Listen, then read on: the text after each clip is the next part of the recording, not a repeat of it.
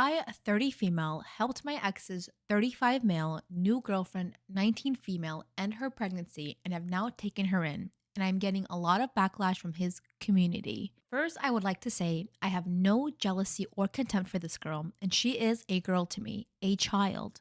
My ex did cheat on me with her, but she was not aware at that time.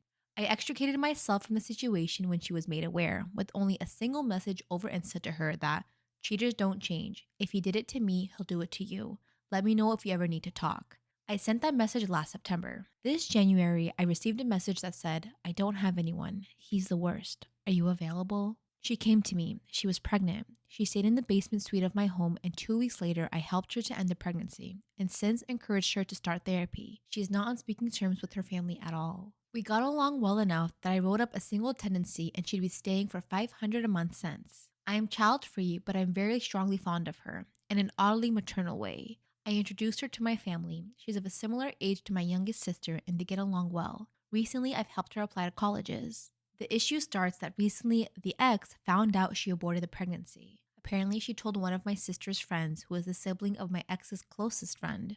He has since been harassing me on all socials, calling me all the grotesque things you can think of, creating new socials to do this also. His mother called me to harass me for ending her grandchild because I'm a heartless woman who hates children, because I'm child-free. And that just because I want to be useless, a child-free woman, doesn't mean I need to destroy my ex's line.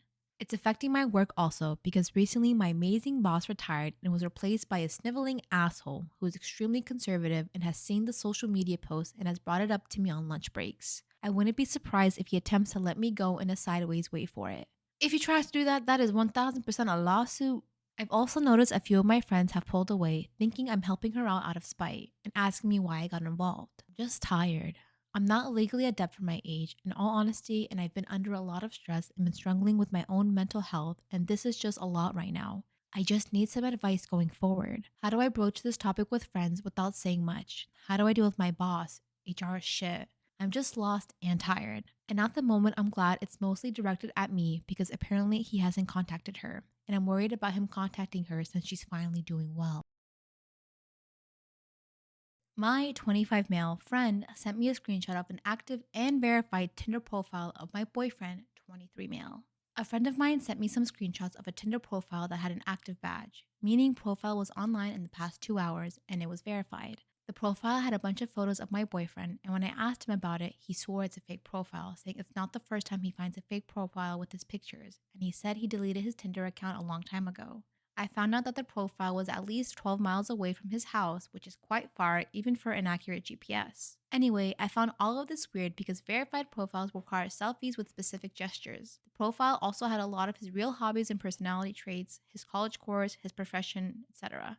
If the profile really is a fake one, it was created by someone who definitely knows him. Things got a little worse. I asked him to download Tinder and log in with his account. To me, he would download it and showed that he doesn't have an active account, or if he did, it was inactive, and that the other one was indeed a fake account. However, he denied me this, saying that relationships are based on trust and that I had to trust him, specifically because it's not the first time that I suspect him and get proved wrong, and he was tired of having to prove things. It's so funny when people break their partner's trust and they go, relationships are built on trust, and if you can't trust me, then you have trust issues. Like, the gaslighting.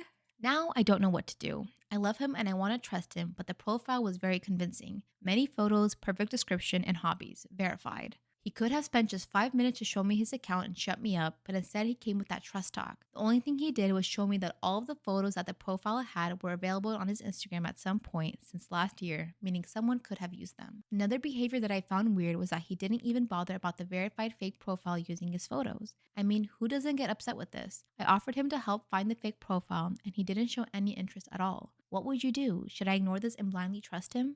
Ooh, he has an update. The profile existed for at least 6 months, which is very hard achievement for a fake profile. I know this because a friend already chatted with that profile in January. The funniest part is that right after I left my boyfriend at his home, the profile suddenly gets deleted. A 6-month-old fake profile being deleted at the exact same day I confronted my boyfriend about that? LOL. Hey team, I hope you're sitting down. My secret is a complex one. We never stand for these things. We're That would be always so sitting. funny, just us like...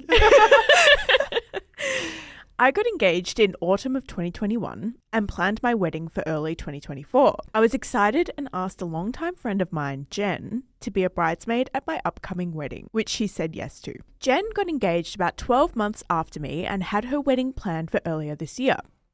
Jen did not ask me to be a bridesmaid, which is fine, but she never actually told me. We never had the conversation about who her bridesmaids were or that I wasn't going to be one.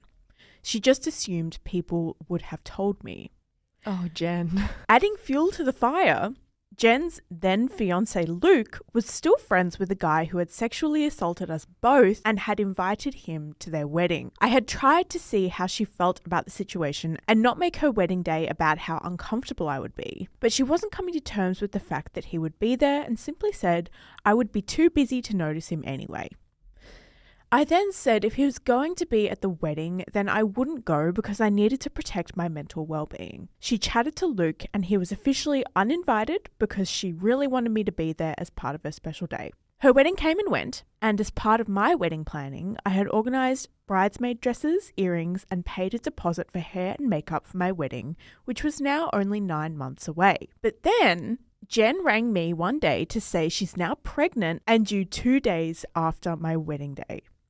So not only can she not be my bridesmaid, but she's not coming to my wedding at all. I've been really hurt about all of this, but I haven't been able to confront her about it because I don't want to make her wedding day about me. And now there is a child involved. I don't want to cause her stress in the pregnancy. I don't know what to do, whether to tell her how I feel or let these feelings of resentment continue to grow.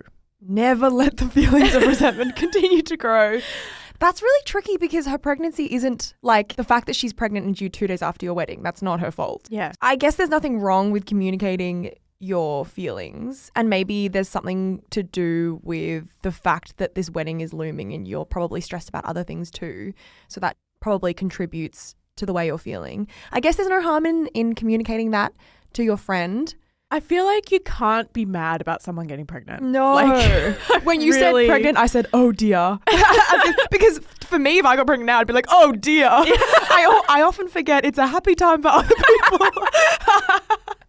It really feels like you can't be upset. Like, yeah, maybe the timing is a bit inconvenient, I guess is the word, but like, you really can't be mad. And it's not about you. Like, I know it's your wedding and it is about you, but like, I think there's also a way you can be happy for this friend. The fact she can't make it isn't about me, you know? Like, I don't know, it's a tricky one. But the reason why I say it would be okay to communicate your feelings is I'm sure your friend, Jen, has also predicted that you might be feeling a little sad that she can't make it because you guys are like besties. She has let her know like 9 months in advance, almost. Do you think that maybe our listener who's written this to us has overestimated her friendship with Jen?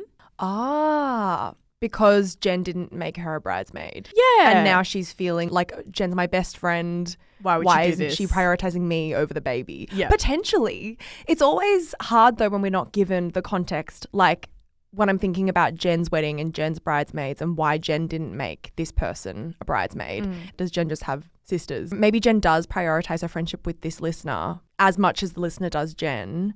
We just don't know the deets, but it's definitely a possibility. Yeah. I feel like Jen's side of the story is definitely missing from this situation. Yeah. I also think that sometimes when you have a really long engagement, like getting engaged in 2021 and then having the wedding for 2024, obviously that is completely fine. But I do think that does leave a big window for big life things to happen, like getting pregnant. Yeah, like babies. Yeah, exactly. And hey, at the end of all of this, you're going to have another little baby in the family, and that's going to Exactly. be a joy in itself. Exactly. Am I in the wrong for sending my future sister-in-law to my future mother-in-law's after she refused to pay for the wedding cake samples she and her friends ate?